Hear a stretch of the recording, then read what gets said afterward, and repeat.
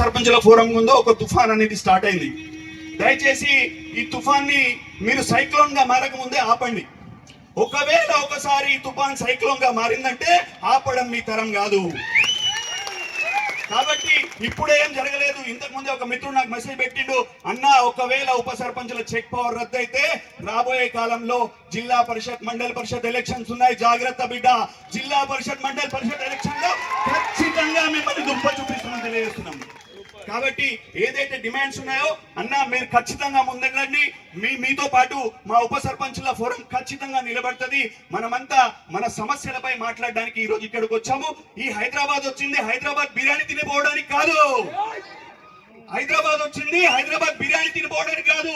మా హక్కులను మాకు ఇవ్వకపోతే, మా ఉప సర్పంచ్ వేతనాలు మాకు ఇవ్వకపోతే బరాబర్ ఏం చేయాలో అక్కడ జిల్లా పరిషత్ జడ్పీడీసీ ఎంపీటీసీ ఎన్నికల్లో మా తడాక ఏందో చూపిస్తామన్నా. కాబట్టి ఖబర్దార్, రిక్వెస్ట్ బేస్ లోనే మనం పోతున్నాము.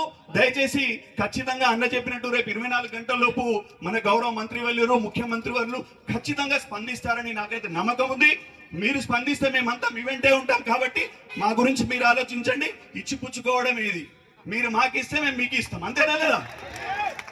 ఏదైనా అంతే ట్రాన్సాక్షనే కదా. ఈ ప్రపంచంలో ఈ భూమి మీద పెట్టినామంటే రెండే ట్రాన్సాక్షన్, ఇచ్చిపుచ్చుకోవడం, కొనుక్కోవడం అయినా ఇచ్చిపుచ్చుకోవడం. కాబట్టి దయచేసి రాష్ట్ర ముఖ్యమంత్రి వారిని రాష్ట్ర ప్రభుత్వానికి కోరేది ఒకటే, మా ఉప సర్పంచులకు మేము ఏదో పెద్దగా అడగట్లేదన్నా.